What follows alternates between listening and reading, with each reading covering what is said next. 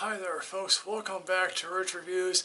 And after seeing several other films I was planning on reviewing, I decided instead to give you my top 10 films of the year, because some of those films that I saw, only one managed to make honorable mention, the others were at best a matinee rating.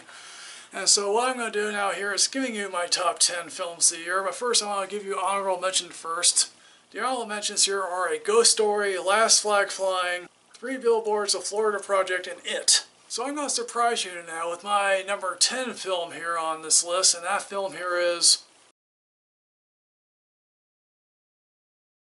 Yes, my number 10 here is Colossal, and whenever I hear people complain about the fact that, oh look, there are no original ideas here in Hollywood, it's all sequels, remakes, and adaptations of popular books, I want to point to this film here and say, where were you when this film was playing in theaters? And this film only grossed a paltry $4.7 million, and this film reminds me a little bit of like a Godzilla kaiju film here, and it has really great performances by Anne Hathaway and Jason Sudeikis, who's trying to move away from the comedy roles he's been doing so much of lately. And whenever I hear, and again, people are complaining there are no original ideas.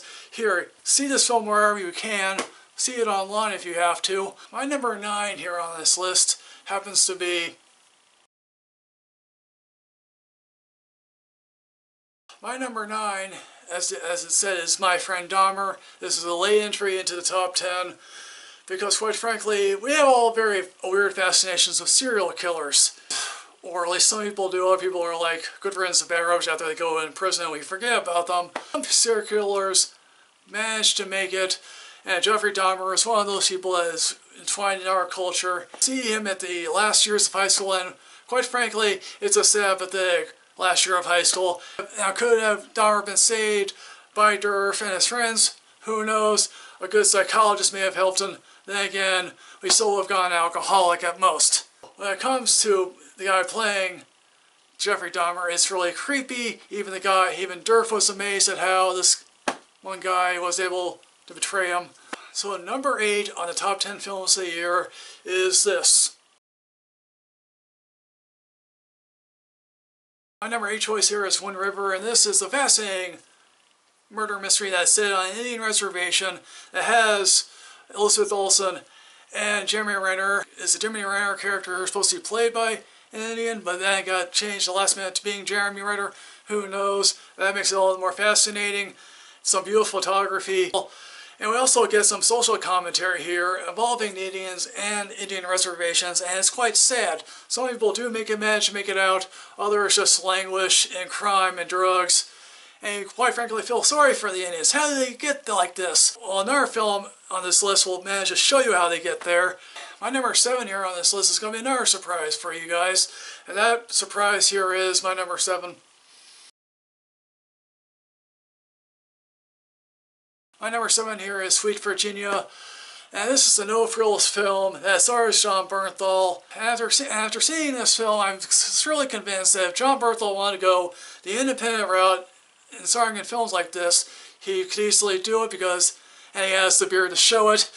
And this film starts with a bang, ends with a bang, and Christopher Abbott gives one of the surliest interpretations of a murder-for-hire person.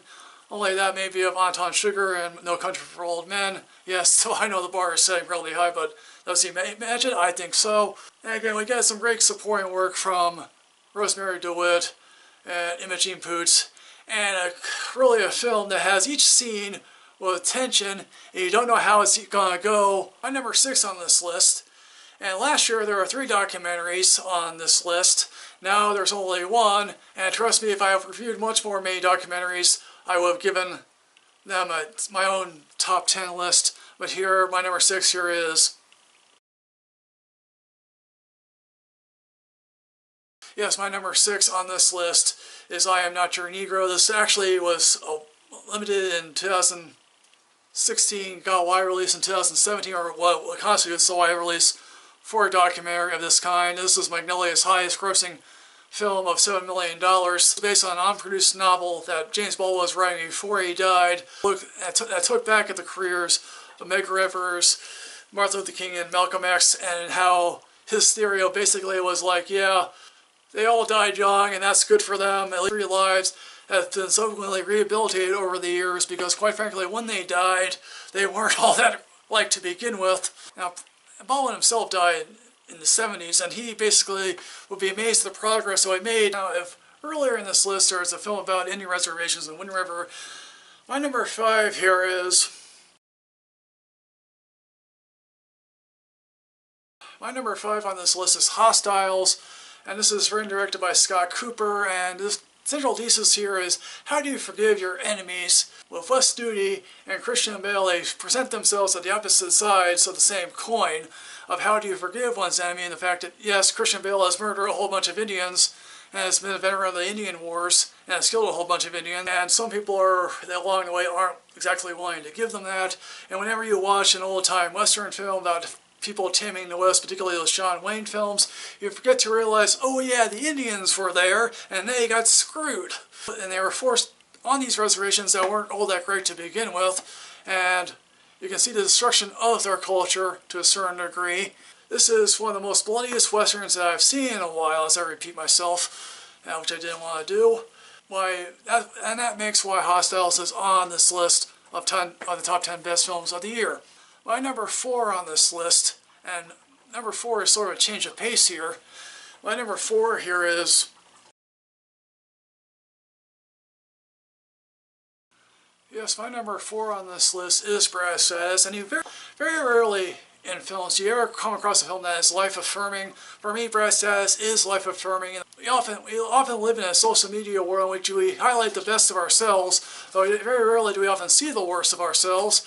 And Brad is the perfect example of this, in which we find ourselves thinking how he wished he could have lived another person's life, of his friends, and we come to slowly realize, yes, might have a better life, but they have all the personal crap that goes along with it. He lives a great life, he has a great family, he has a wonderful wife that loves him. Yes, sometimes the grass isn't always greener, because quite frankly, if the grass was greener, then we'd all jump across the yard. My number 3 on this list, and number 3 on this list, is the lone superhero film that I found early this year to be really great. My number 3 here is... Yes, my number 3 on this list happens to be Logan. After watching several other superhero films during the year, I came across a sinking feeling that I'm officially burned out by superhero films. Hopefully, the X-Men franchise will survive the Disney merger, and very early in the films we ever touch upon the fact that, yes, superheroes age. We never get to see them age, and when they do, it's sort of a Shakespearean experience. Has come to terms with its mortality, tries to give the advice to the next generation of possible superheroes. I wish, the Academy would recognize superhero films like this. They'll probably give it to Andy Serkis of all things, but they probably won't give it to Patrick Stewart. When the end of this film comes, I found myself thinking, wow, I experienced one of the greatest trilogies that I've come to see in a while. My number 2 on this list is this. My number 2 film on this list is Dunkirk, and what an amazing year the evacuation of Dunkirk had. Because we have this film, we have the film called There Are Fives, which is about a clumsy propaganda film about the recreation of Dunkirk, and then we have Darkest Hour, which has Winston Churchill up against the fence at Dunkirk, and of course Gary Oldman will get the Oscar nomination and possibly the win for that film, even though that film is basically Oscar bait. With this film, you clearly get the sense of how desperate people were at that time, and how a whole bunch of people came to their rescue, and how accurate this film is, how we get to know these people from their desperation to getting rescued. And this is probably one of the finest war films I've seen in a while. That compares, yes, even to Saving Private Ryan.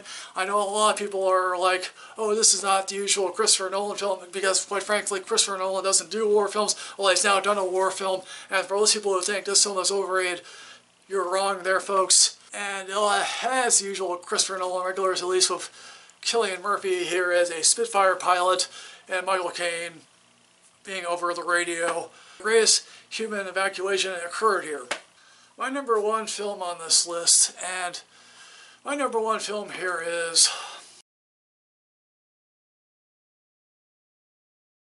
Yes, my number 1 film here on this list is Mudbound, and this tells the story of 2 families, one black, one white, as they come together in emerging ways in post-World War II Mississippi, which isn't all that much like post-Civil War Mississippi, and quite frankly how this movie strips away any romanticism we have of the Old South after post-Civil War, and how we think it's the cycle of poverty and the failed succession. No, it's just the fact that these people have miserable lives. Poor white farmers have some form of legal protection, and if you're poor and black, you have no legal protection. And even the smallest reconciliation between blacks and whites was met with immediate hostilities. And even if you were a silent type, you could still have hoods in your closet. And with Jason Mitchell, I think this is his coming out film, along with, obviously Straight Outta Compton, and with Garrett Hedlund, he gives a fine performance. Everyone here gives a fine performance, including Jonathan Banks as, the vile racist in this film. So folks, what do you think of my top 10 list? Did you happen to agree with any of these films? You happen to not care for them at all? Put your own top 10 in the comment box below. Let's talk about this, folks. As always, folks, like, comment, subscribe, enrich yourself with knowledge. I'll see you next time, folks. The first new film of the year. Hooray, folks. This was a wonderful year to reviewing films. I know I didn't review a whole lot, but I reviewed some really great films. See you next time.